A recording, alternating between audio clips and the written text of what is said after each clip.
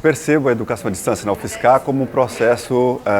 mais demorado e mais construtivo ao longo dos últimos 10 anos. Nós estamos completando agora 10 anos, temos uma quantidade de experiências acumuladas desde então, com uma grande equipe, uma grande quantidade de cursos já desenvolvidos, atendimento a uma grande quantidade de estudantes, e a gente vem desde então colaborando de forma a compartilhar essas experiências com outras instituições. Uma dessas formas é o próprio evento que estamos organizando esse ano, a terceira edição, que é o CIED-EMPED 2016, e em outras ocasiões a gente teve outras formas de divulgação também dessas experiências. Através de visitas técnicas de outras instituições à UFSCar, através de compartilhamento dessas experiências em encontros de coordenadores UAB e dentre outras formas. Então, a gente tem ao longo desses anos algumas formas de interação, colaboração, socialização da experiência que foi construída nesses 10 anos de Universidade Aberta do Brasil. É uma experiência bonita, que ela foi construída de forma bastante estratégica, de forma bastante intensa, envolvendo muita gente. Aprendemos a trabalhar de forma bem colaborativa entre nós, numa parceria entre professores e tutores e por aí vai. Então é importante que a gente tenha essa clareza de que a coisa foi construída coletivamente, porque coletivamente nós fomos descobrindo como superar certas dificuldades da Universidade Aberta do Brasil e construir modelos, um modelo um pouco diferenciado do processo de formação de professores, formação de bacharéis ao longo desses anos. Tem um aspecto importante na UAB, particularmente, que é um dos exemplos principais de educação à distância, de EAD, na UFSCar, que é a forma como nós fomos levando de construir dados, levantar dados, sistematizar informações para ir sendo suporte para a tomada de decisão que a gente tinha, as tomadas de decisões que a gente tinha ao longo dos desafios encontrados nesses anos. Então são 10 anos de uma história que eu acredito que seja bem bonita, a gente quer que chegue bem mais longe, que dobre para 20, 30, 40 anos e acho que vai ser interessante esse processo daqui para frente. De todo modo, já não é tão confortável como era no começo, a gente passou por um processo de construção de um modelo de educação à distância, agora nós estamos tendo que reformular esse modelo em função das condições atuais, político-econômicas e até de oferta dos cursos que nós temos atualmente. A educação à distância ela é parte desse grande campo que a gente denomina de educação e tecnologias. Então temos diria assim, a área se chama Educação e Tecnologias, em que vai discutir como que a educação e as tecnologias se interrelacionam, como é que elas têm alguma interseção entre si, em prol de uma melhor qualidade da formação, do ensino-aprendizagem. E esse campo de análise ele se preocupa basicamente na questão de ensinar e aprender com o uso de alguma tecnologia. Como a gente entende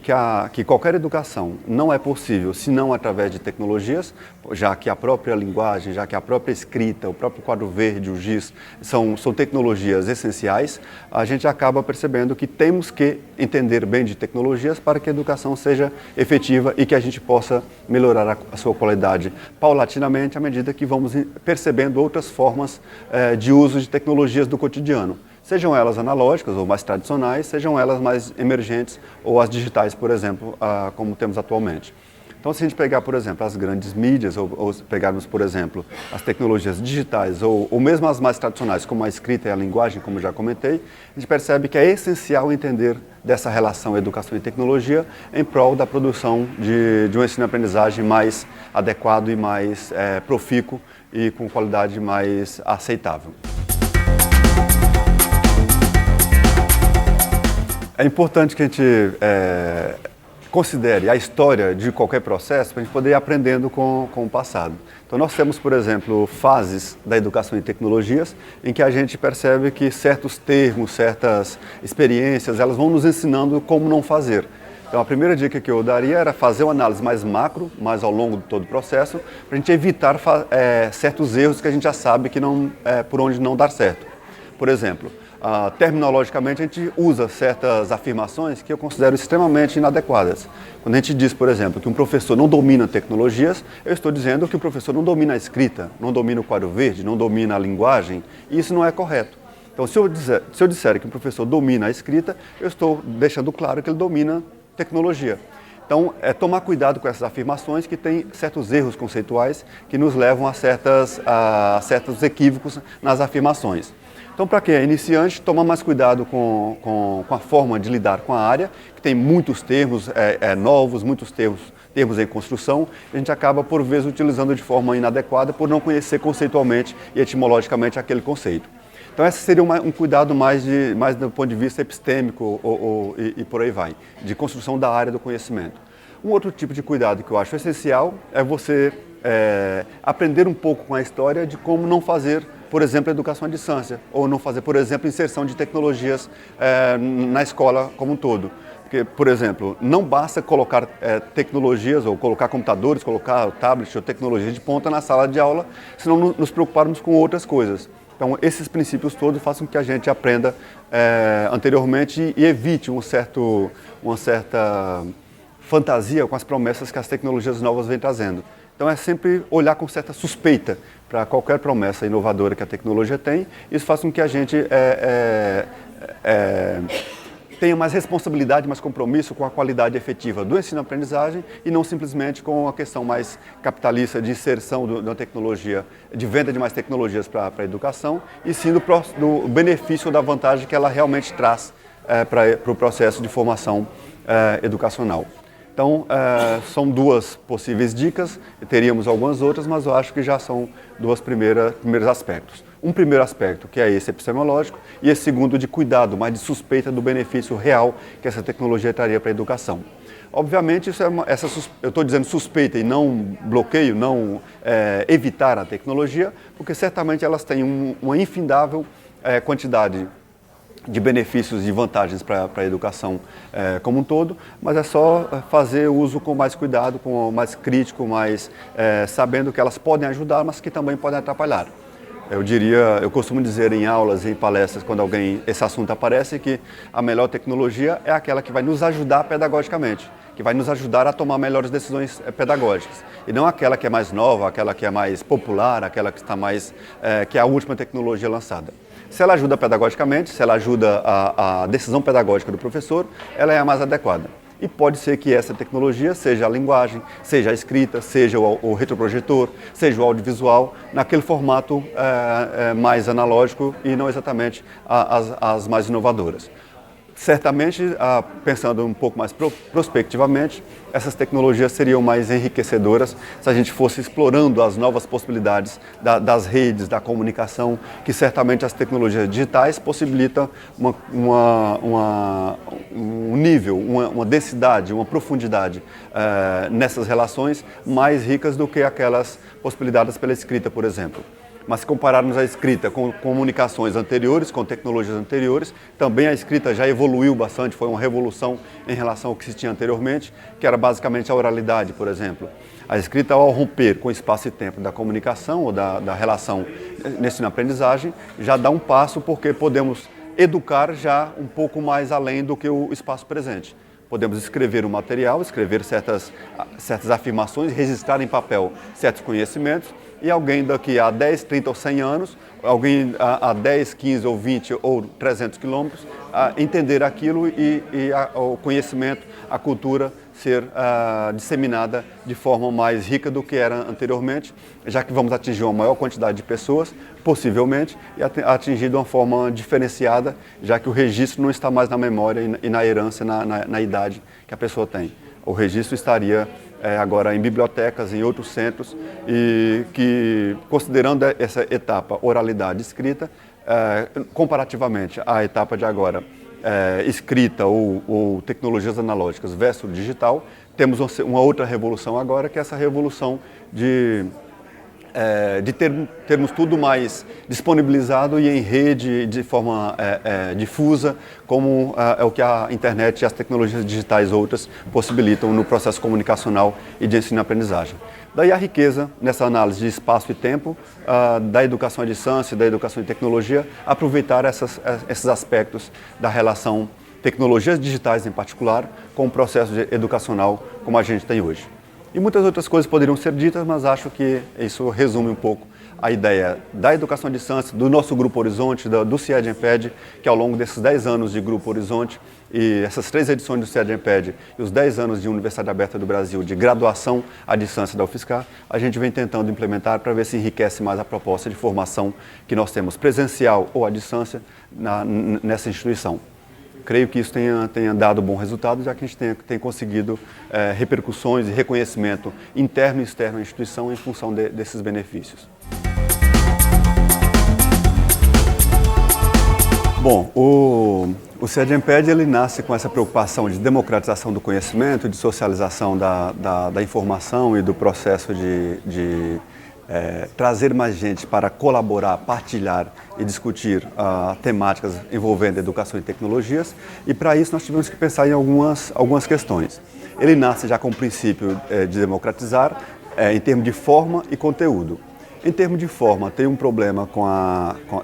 tem uma sugestão, uma estratégia que passa como vou dizer, redimensionamento espaço-temporal. Por exemplo, ele é oferecido de forma virtual e presencial, exatamente para atender mais gente em termos de espacial, ou seja, ao trabalhar com a etapa virtual, nós temos como trabalhar com pessoas de todo o Brasil e também em momentos diferentes. Então, por ser um ambiente assíncrono, a gente pode atingir pessoas que não podem, no mesmo instante, estar no mesmo local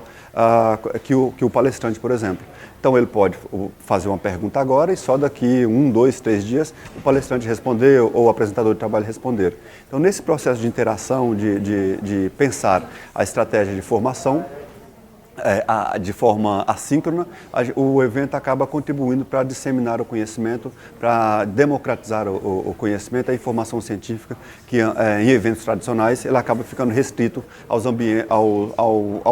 ambiente acadêmico local da universidade onde o evento está acontecendo. Então, essa forma como a gente encontrou de ter uma etapa virtual e uma etapa presencial para o evento faz com que a gente atinja mais pessoas, faz com que a gente dê oportunidade a mais gente pelo país e em momentos diferentes. Quem trabalha pode entrar à noite, quem não trabalha pode entrar durante o dia e mesmo assim interagir entre si, de modo que o evento fosse mais enriquecido espaço-temporalmente e democraticamente. Bom, essa questão da forma, ela traz alguns desafios, algumas dificuldades, e essa dificuldade passa por questões, por exemplo, de como configurar um ambiente e como exigir que pessoas letradas de todo o país entendam o ambiente e pensem o formato. E por isso o evento tem 2 a 3 semanas virtualmente, para dar tempo às pessoas se ambientarem, entenderem, e só depois começam as palestras. Nesse intervalo de 3 semanas, por exemplo, os 2 ou 3 primeiros momentos,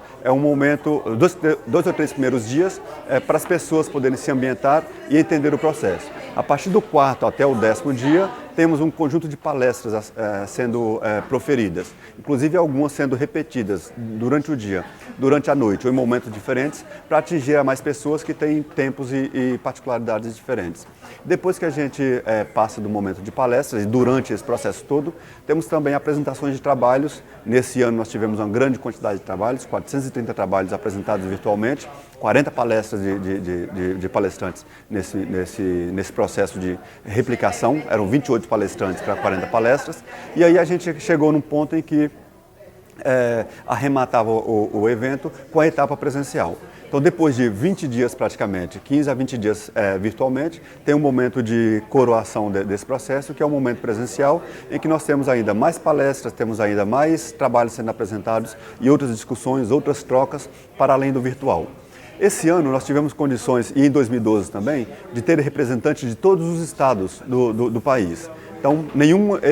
pouquíssimos eventos do Brasil, eu creio, tenham condições de juntar pessoas de todos os estados brasileiros. Nós conseguimos isso agora, conseguimos inclusive uma grande quantidade de pessoas de algumas cidades, fizemos uma divulgação para todo esse pessoal e aí presencialmente compareceram quase 500 pessoas, 493 participantes presenciais e 1.001 pessoas participantes na etapa virtual. Isso para um evento que está na 3ª edição ainda, de uma área bem específica como educação e tecnologias, é um grande ganho, é um grande sucesso comparando o grupo envolvido. Então, o Grupo Horizonte, a Secretaria-Geral de Educação à Distância, a SEAD da UFSCar e o nosso Grupo Horizonte, ele colabora e contribui para a formação científica, para a democratização do conhecimento produzido nos grandes centros, não só na UFSCar, mas em outras instituições que fazem educação e tecnologia, que pensam a educação e tecnologia, que têm programas de formação à distância ou presencial com uso de tecnologia, a exemplo de desenvolvimento de jogos, de repositórios de aprendizagem e por aí vai, repositórios de materiais diversos, os REAs e por aí vai. Essas instituições, ao se encontrarem nesse ambiente, seja virtual ou presencial, acaba possibilitando maiores trocas de experiência, aprendizagem coletiva e colaborativa e por aí vai. Esse é um desafio que nós estamos conseguindo vencer, que os eventos presenciais ainda têm só presenciais, têm essa dificuldade por conta da limitação espacial e temporal mesmo. Só quem pode se deslocar até aquele evento é que pode participar, pode apresentar o trabalho e tudo mais. Então eu recomendo que outras instituições, outros eventos experimentem essa proposta de veiculação científica, no caso dessa reunião que a gente denominou de CIED-EMPED, de modo que ela possa, que outros eventos possam se beneficiar dessa estratégia de fazer esse redimensionamento espaço-temporal com uma etapa virtual e outra presencial, e nós podemos inclusive já dar dicas de como é que isso aconteceria, já que sabemos um pouco de como não fazer, por exemplo. E aprender juntos daqui para frente de como fazer melhor, integrando outras tecnologias, integrando outras estratégias de comunicação e por aí vai. Enfim, o CIED-EMPED é um empreendimento do Grupo Horizonte com a SEAD que tem exigido bastante esforço, tem exigido bastante energia de uma grande quantidade de pessoas para submeter trabalho, para avaliar trabalho, preparar ambientes, para mediar salas de apresentação virtual, mediar presencial, conseguir trazer palestrantes do Brasil e do mundo, enfim. É um grande desafio, mas a gente tem tido sucesso a julgar pela repercussão, a julgar pelos elogios que a gente recebe e vamos perceber como foi essa terceira edição a partir da semana que vem, quando a gente recebe os questionários de avaliação que cada participante faz do processo. Em 2012 e em 2014, nas primeiras edições desse CIED-EMPED, que é um evento bienal, nós tivemos uma repercussão bem interessante, já incorporamos agora benefícios e críticas e elogios, enfim, reformulações sugeridas pelos colegas parceiros, participantes, congressistas dos eventos anteriores e queremos, a partir da avaliação que teremos nesse grupo de agora, melhorar para 2018, que certamente será um evento, espero que com o mesmo sucesso que estamos tendo ao longo das 3 edições de agora, particularmente em 2016. Enfim, é um evento diferente do convencional, é um evento que se propõe a ser um evento democratizador do conhecimento em termos de espaço, tempo e econômico, inclusive, já que é um evento com uma inscrição muito baixa, por isso nosso desafio a fazer um evento tão grande com recurso muito pequeno, com recurso muito singelo, e a gente tem conseguido mesmo assim. Eu fico muito feliz, especialmente pela quantidade de pessoas que se envolveu de forma voluntária e colaborando para o processo de sucesso desse evento. Seja desde o comecinho para montar a estrutura toda, até trabalho de secretaria, submissão de trabalho, avaliação de trabalho, equipe de apoio, tudo isso conta muito para o sucesso do evento e a gente